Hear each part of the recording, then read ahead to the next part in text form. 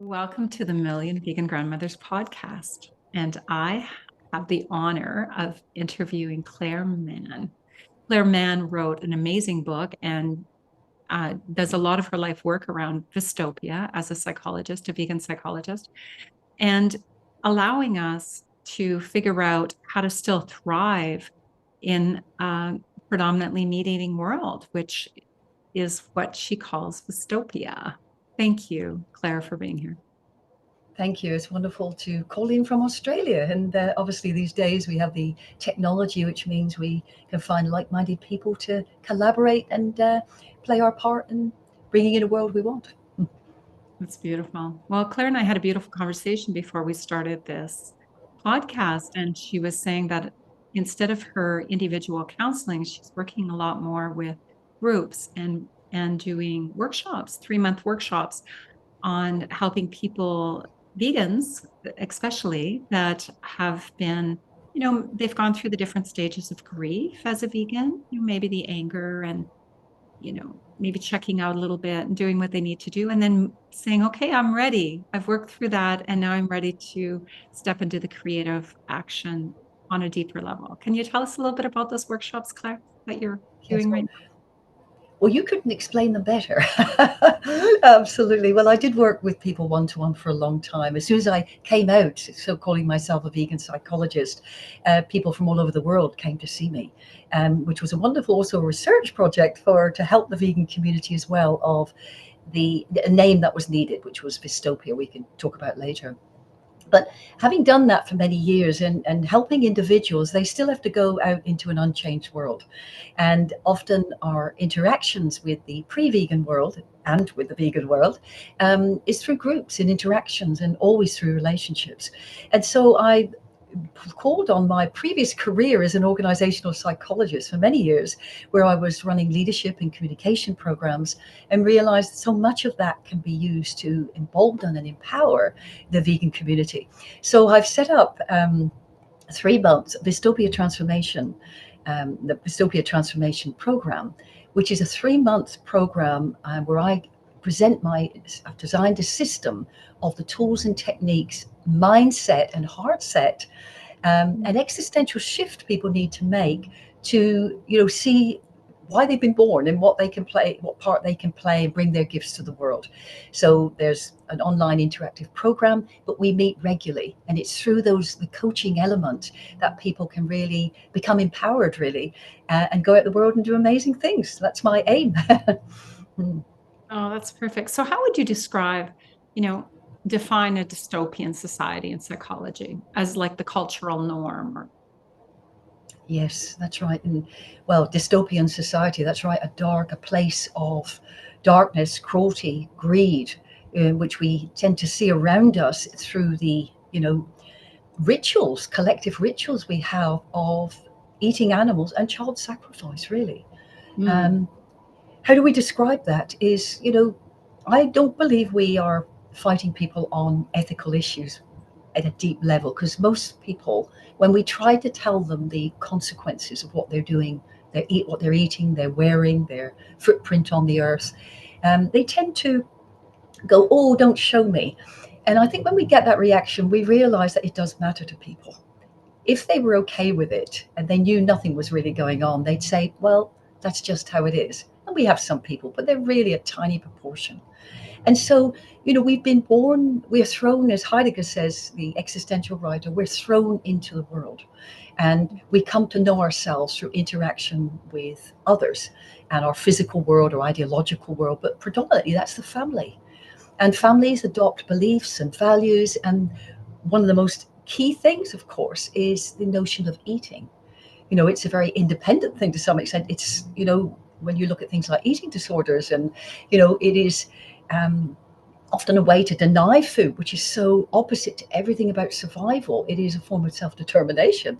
So, but that's an extreme, of course. But as Dr. Will Tuttle says, of course, eating is the one human behavior that involves every sense: our touch, our taste, our smell, our sight, our associations with Thanksgiving and Christmas and dad taking us to the fair and having a hot dog. So it's that whole existential meaning making that makes the world fix, and a whole ritual around, eating predominantly, which is where the most dystopia occurs because of the hidden cost to particularly animals and to workers and to our health.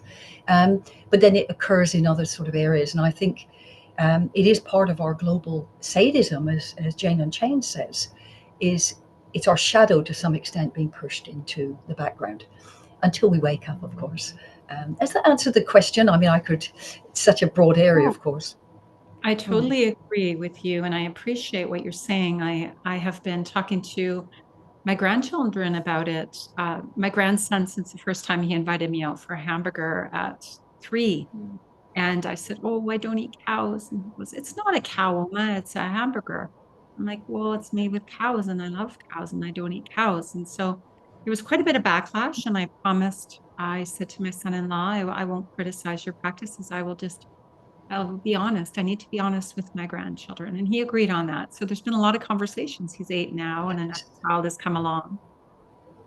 But I witness what is happening in this disconnect for them. I wouldn't say they live in a dystopian home, because the parents are very loving and kind to their children, but they're just doing what Will also says, Dr. Will Tuttle says, is just following orders.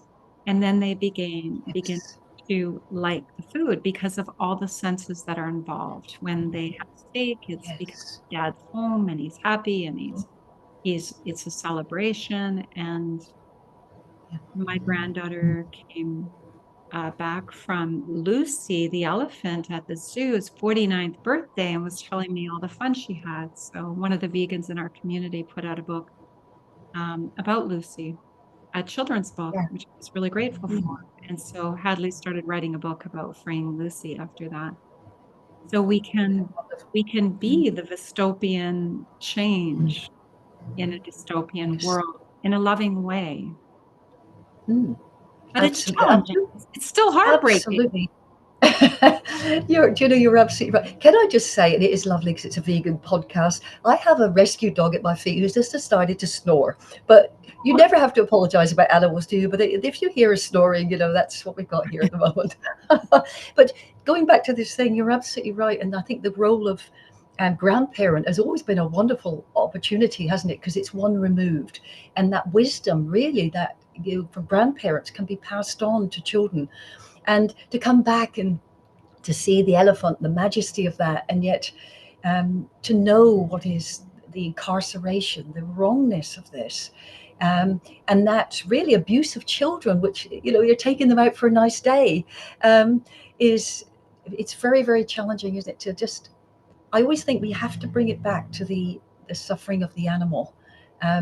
Often people try segues in of yes, it's important to talk about food. It's important to talk about the planet, and our choices. We won't win those arguments, so to speak. But when we actually say, look, at the end of the day, what do we imagine it's like for that animal in a concrete cage? It's because it's teaching children, isn't it, about normalizing them to say animals are objects and they're here for use by humans, and it becomes so normalized, doesn't it, that. But I love what you're saying also about being so honest to your grandchild, because the confusion they feel, they want to be like, well, dad takes us for hamburgers, and it's just a meal to them. It's an association. It's a day out. It's doing whatever. And I think, to lay that in front of them. I think as Gary Yourofsky says, who's no longer really around much these days, when he was speaking out about, the most important videos you'll see and whatever, he said, the first ism we teach children is speciesism. We give them a baby lamb to play with, and then we give them lamb chops for tea.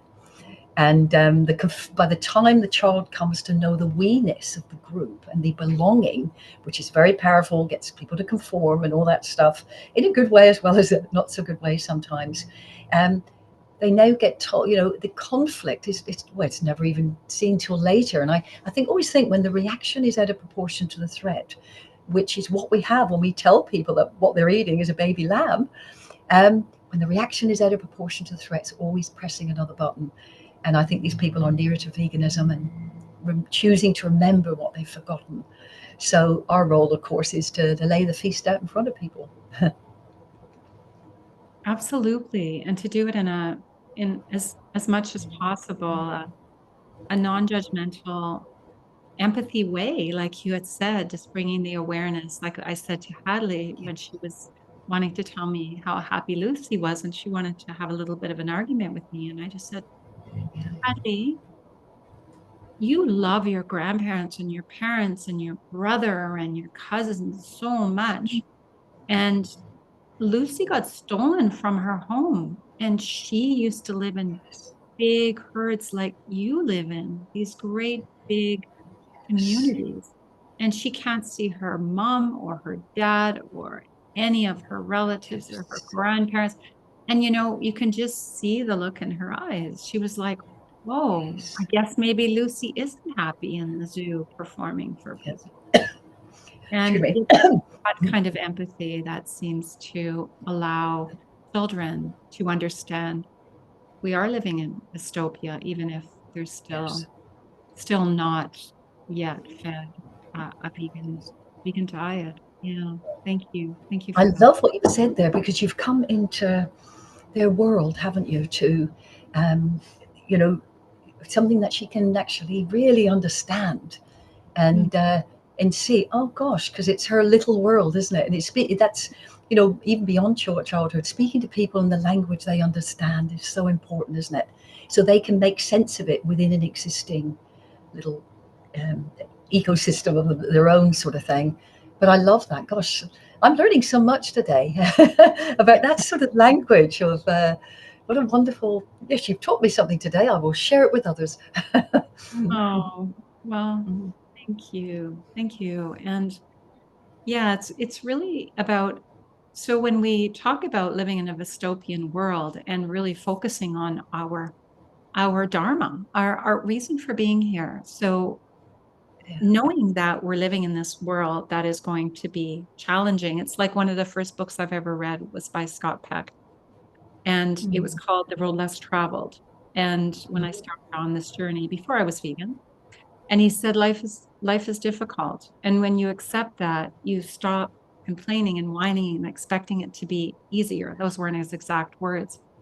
But it Yes. helped me a lot because I knew that I was going to build a lot of resilience if I was going to do what I was here to do. And that's what understanding that we're living in dystopia, but still not dimming our light, not letting anything draw us down to the lowest common denominator. Mm. So important. Yes.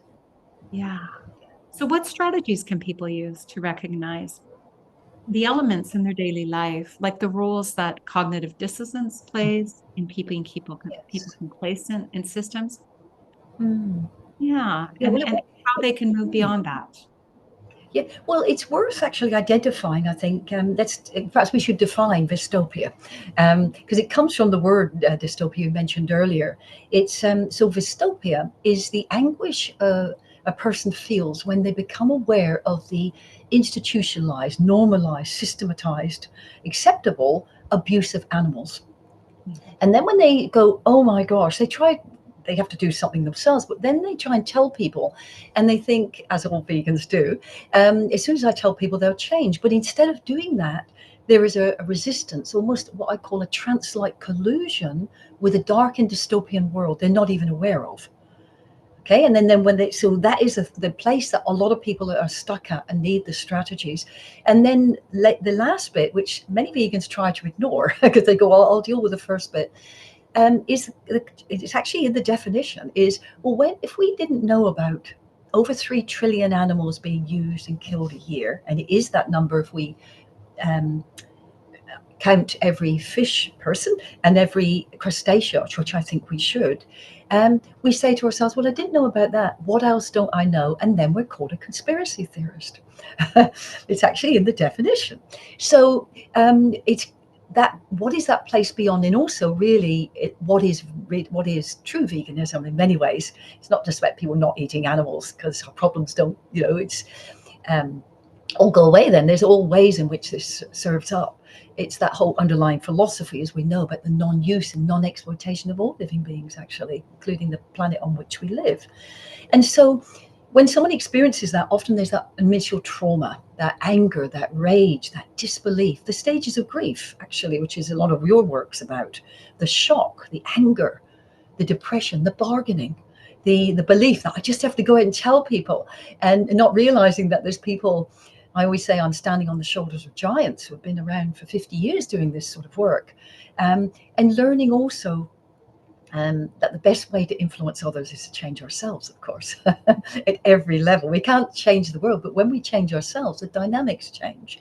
And so there's initial strategies. If one is caught within that, and of course it taps into previous griefs, as your work would show, is previous traumas. Is I see a lot of people, particularly involved in animal activism, and they come and they go. Some of them is, I think, some of them will see reflected back their own incarceration, the way at the time when they were abused, their power was taken away, they were silenced, they were locked down. And I think it awakens a rage within some people that actually have to do something. But of course, if that is not the source of the pain, that's not going to assuage that. And so often there was a disagreement amongst people, or they bail out or whatever. That's not always the case, of course. But I think the horror in itself of what is happening to non-human animals, let's just start with that. And I include the human animals in there because anyone who's worked, and I have, with slaughterhouse workers or people and immigrants, the horror, it's a horror story for the majority of them. They're not psychopaths, most people. They are turned into non-feeling beings because of what they're having to do to feed their families, some of them. Mm-hmm. And so I think working through that trauma, I think there's a lot of strategies from psychology and counseling, is working physical ways, emotional freedom technique, working with neuroscience principles, meditation, breathing, learning to, you've got to do the inner work first. That's no doubt about it. Passing the trauma through our body so that I think I remember talking to Sean Monson, who did Earthlings, of course. He said, Claire, we got to pass it through our bodies. We've got to witness with our eyes what they're enduring with their bodies. But if it stays in our body, it's not doing anything. So it's sorting out previous traumas as well, and finding a way, of course, to come to terms so that we don't have to live with the consequences of other people's actions. And that's a whole therapeutic process, but there's also tools and techniques which we can do. I used to work one-to-one with people. I now actually have shorter programs that can help people and that sort of thing. But it's that next stage is, well, when we tell people, we think, right, I've got to do something about this. I've got to be part of this. You might be working very regularly in one's everyday work and loving it. But every conversation is an opportunity because a non-vegan world is all around us. And so then it comes to, well, how can I be an exquisite communicator? How can I understand? So we have to become psychologists. We're all psychologists, actually. I think we're trying to make sense of things. How can we understand and have a compassion for the human existence? Is that everyone is a work in progress. We have all been abused, actually, in a process that is colluding with this abuse. We have been able to break that trance. We've opened up and we've reconnected with our birthright, which I think is veganism. And so let's share that then. So how do we do it? We have to learn to be good communicators. And that all happens through relationship. And I guess that's the work I'm doing now. And we can't, and I'm sure your work is testament to this, we're only as good, the quality of our communication is the quality of our relationships. But it's also, most importantly, the relationship with ourselves. So right. If we're angry and we're raging at the world, but we've learned to be an exquisite communicator and talk out there, and an intuitive feel, people know you're not present, you're not, we can't get away with it. Neuroscience will show us we can't get away with it. Things happen in our brain, and other people pick it up. So I think it's the more work we can do on ourselves and then engage with people, learn to be exquisite communicators, and engage with other people and keep an open mind on everything. What else don't I know? When someone says, why are you vegan? People normally answer, well, let's talk to people and go, well, I'll answer that, but you can tell me why you make the choices you do. And I think a genuine interest is asking people, and always segueing back. There's, we're not here to win arguments, but on the moral one, vast majority of people believe it's not right to, if we can cause harm or not cause harm, they're going to choose the not harm. But wending that in rather than throwing it at people. So the inner work, learning to be a great communicator, realizing that when you've got a problem, you're always there. So if you're falling out with people, or you keep saying, oh gosh, you can't believe so and so did that, what's your part in that? And taking 100% responsibility for your part in the resulting dynamics. And so, as Will Tuttle says, it's an inside job. Yeah, it really is. And he also says, trying to change people is an act of violence within itself. And so Yes. I really love what you say is bringing the conversation into full circle and saying, tell me a little bit about why you still, feel your diet is working for you, or Yeah. whatever it is, and have you, yeah, has it, if there's Yes. an opening.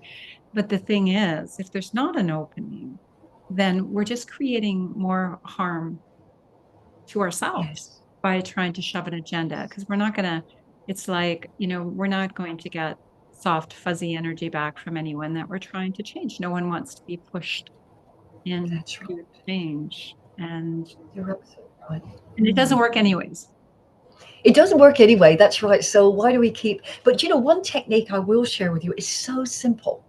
Is Mhm. try not to use the word asking people why they do something, because when Great. we ask why, is we get reason and justification. And when we ask what is the reason for that? You said, tell me more about your thing. We get information. And I'll tell you a quick story that I often share. I And it love was when that. I was doing it's organizational psychology work.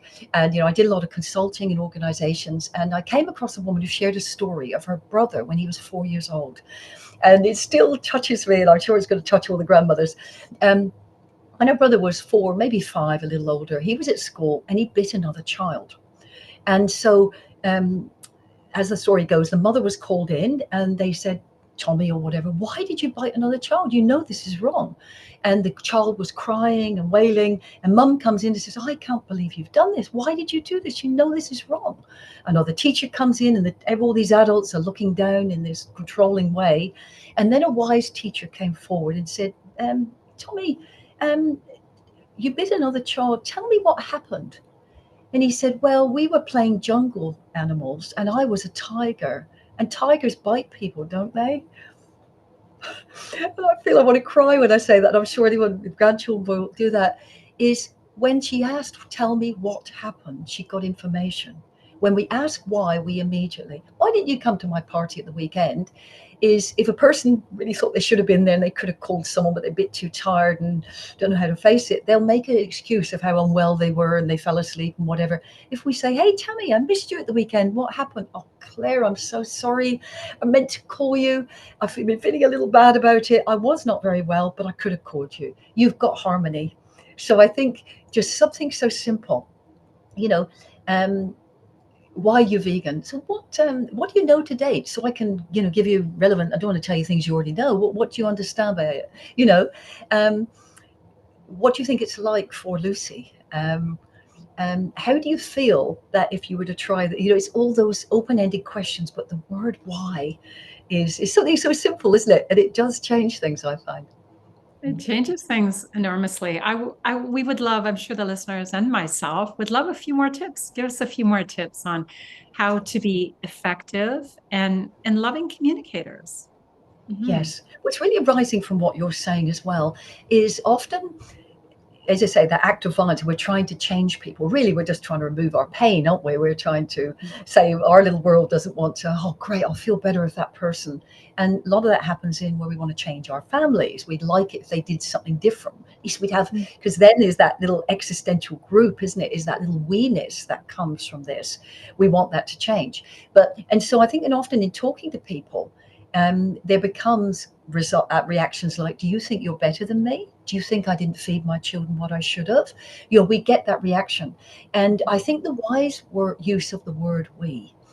Look, gosh, when I looked into, let's just give an example, when I looked into the dairy industry, I couldn't believe how much we have been lied to. When we eat these foods, gosh, gosh, when we buy these eggs, we think that I've bought eggs for I can't even remember how long, but it's that sort of we as people on the earth who have been duped. And I think that look how much we've been lied to so much. There was a time when I thought it was okay to do this, and then I did some work and I found out that. Are you aware of this? What do you think about this? I think we're engaging in a normal way to have a nuanced conversation rather than, well, do you know what's going on with dairy? I can't believe that you don't do X, Y, Z, and then we get those reactions. So I think the use of the word we is very important, because we engage with people. And we're not all born again vegans. And they're, Right. yes.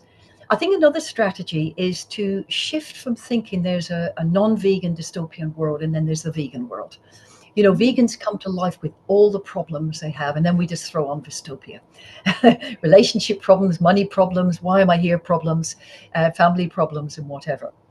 And so I think, it's understanding that moving from that non to vegan is the notion of the pre-vegan and the pro-vegan.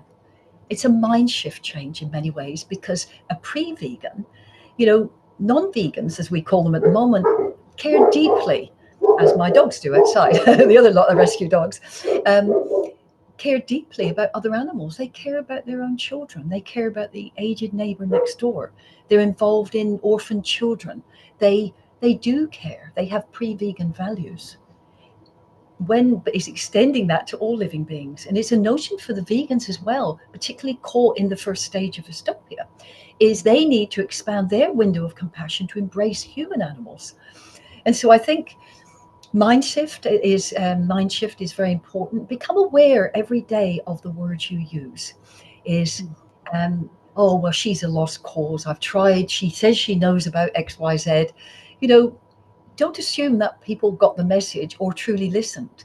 Their psychic defenses are very great. When we see a vegan world, not if we see one. If my family, maybe you might become vegan. It's not our job to do that. We lay out the feast. We become such an irresistible offer just by being an okay person who's interesting and creative and kind and interested in other people, who just happens to be vegan, as opposed to another way, trying to be absolutely perfect and everyone will go, I want to be like that. They won't. The body beautiful, a lot of people think I have to be the perfect vegan who's really healthy and shiny skin, because else people won't do it. As if people are really that shallow in terms of, there's far more complexity there. So those some strategies I think possibly that can be very useful. Yeah, I love that shining example. And, I've been just bringing my own food to all the gatherings when my pre-vegan family are gathering and Yeah.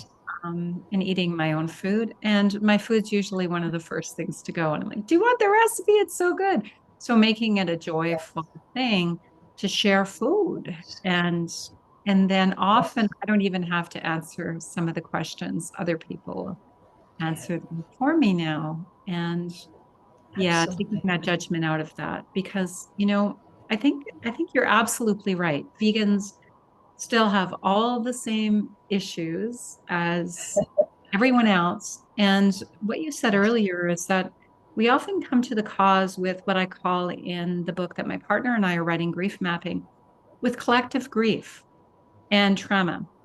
And veganism can trigger a lot of that grief. And if we stay stuck too long in the anger loop, I mean, some activists have told me in interviews that, anger was part of it. It got them fueled a little bit, but it burnt them out really quick. It got Oh them yes. to do a documentary or to, really get active.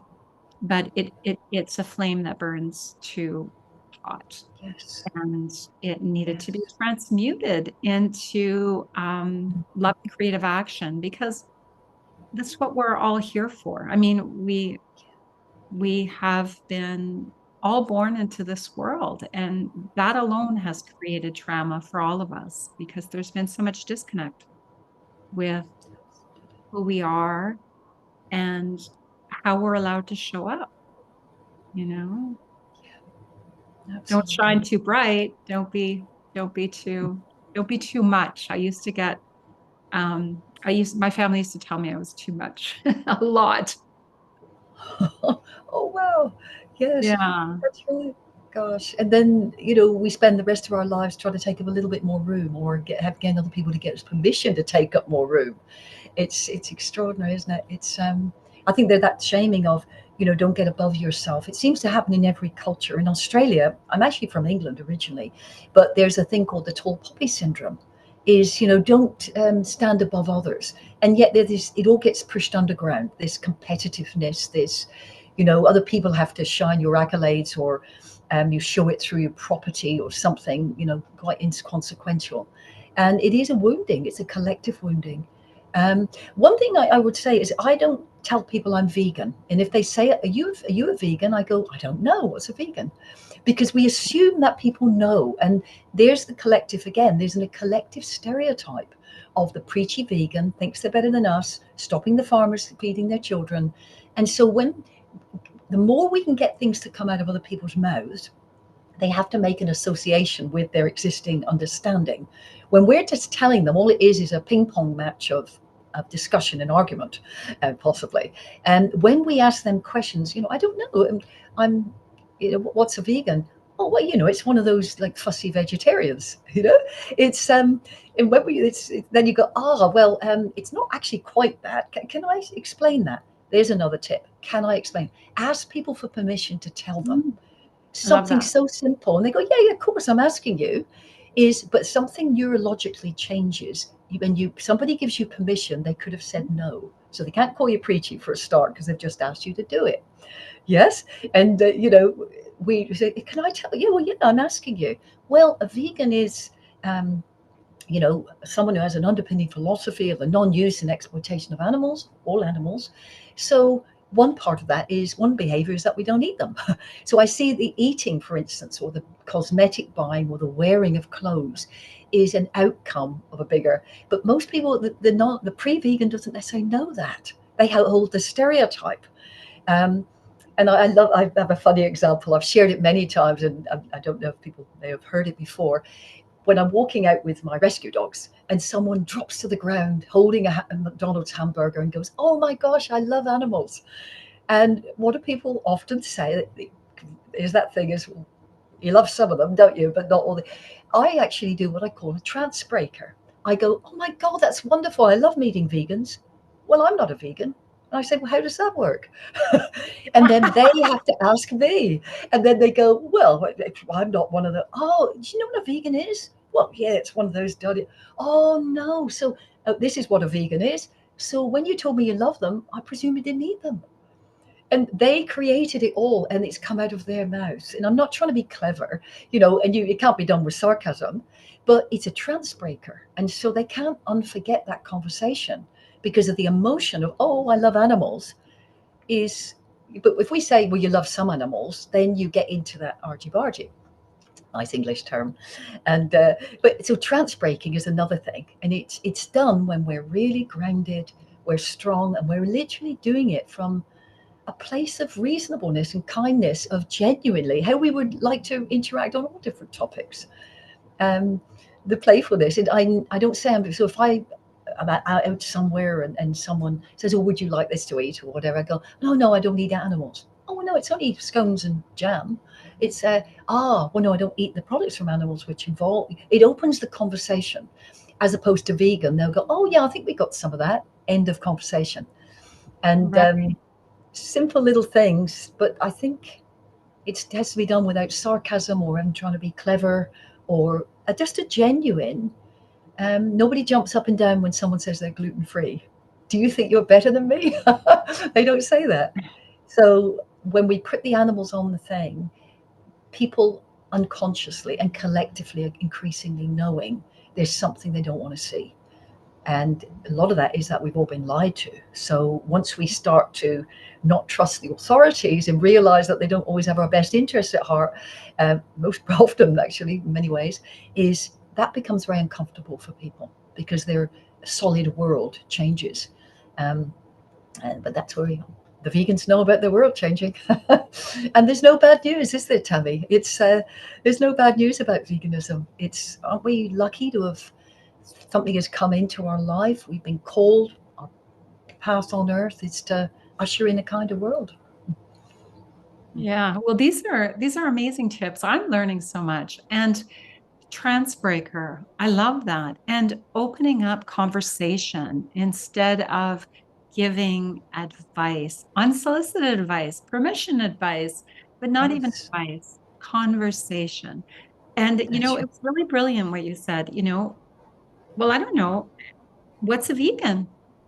Yeah, Because his definition or her definition of a vegan, their definition of a vegan might not be what a vegan is. And so you want that's to right. know what they're coming at you with so you Yeah. can you can clarify and have a conversation. So I think that's really great. Ed Winters talks a little bit about that with his last book that came out, How to Win an Argument. He really does keep the conversation going. If you can keep the conversation going, then usually without judgment, without anger and frustration, it can be interesting, but also honor sovereignty.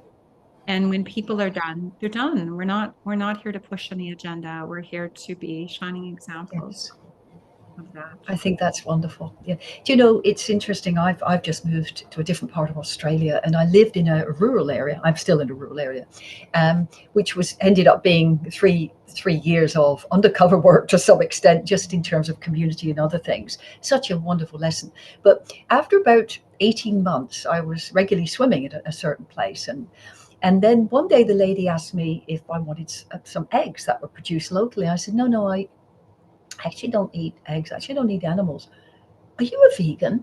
And I said, yes. She said, but you're really nice. And so that just gives a glimpse into, and she looked at my partner and said to him, I bet you're not vegan. He said, well, actually, I was vegan before her. And she said, oh my gosh, that's probably why you both look so healthy. But wasn't that wonderful? She got to know us and liked us, and there was no prejudice that she could then come to, because we have an engaged relationship. We've never hidden it. We have soya milk in the local cafe. We only food we can eat there is avocado on toast. It's we've never hidden it, but it didn't need to come up and be pushed in that way. But when she asked, it was right on the table. But so I think if we realize that a lot of people have a prejudice, oh, they're going to be one of those superior people, or they've just gone on the bandwagon, or whatever. Let's just be those wonderful people that people are almost surprised at. Is, oh my gosh, you've just expanded it really to yourself and to others, including animals. That's brilliant, Claire. And, I think we can wrap it up on that note that what you had said earlier about having to move it through your body. I've been a somatic practitioner, body worker for 26 years. I do many different modalities, and I brought in my social work background and went on to study nutrition, plant-based nutrition. But that's one of the things I say to all of my people when they get on my table, is that our bodies are way too small to be holding all that stuff. When we have this gigantic universe, and Pachamama is here, and the shamans say she'll take all our hucha. It can be recycled, all of our heavy Yes. energy. And Yes. when we do release, when we work on ourselves, when we release our old trauma and grief that we didn't even know we had, and all the different ways that we have to do that, then when we do show up, by the grace of God, go I, right? We see another Yes. human being as a person that's doing their best as well with what they Yes. have. And so we approach it way differently when we start to Mhm. hear that accumulated grief out of our body when we become vegan, Yes. because it is a deep spiritual upgrade. Thank you Yeah, for all the yes. lovely tips and game changers, really, the vegan game changers. And I'm really going to see if I can join one of your 3-month courses, because I think Yes. it's such a beautiful upgrade to my knowledge. And thank you for everything you're doing, because that I'm so glad. I didn't know about your somatic work, and it is, the body holds this. Even at this level that everyone knows, it's habit. Habit is memory of the body. And it's so unconscious often. And when we make conscious some of those unconscious drivers, often we may bring that into consciousness, or it comes, or those practices that which I can learn from, is the body holds it. I love that it's too small to hold this. Derek Brose, I know we're short of time. Derek Brose, people may know him. He did the Educate for Protection, and he's a beautiful vegan who's running eco villages in Mexico and whatever. And he put something out the other day. He said, it's very easy to buy into the collective of trauma and polarization and new presidents and this or that or whatever, joy or depression. He said, go outside, put your feet on the ground with no shoes, breathe. Your shoulders were never meant to bear the weight of the world on them.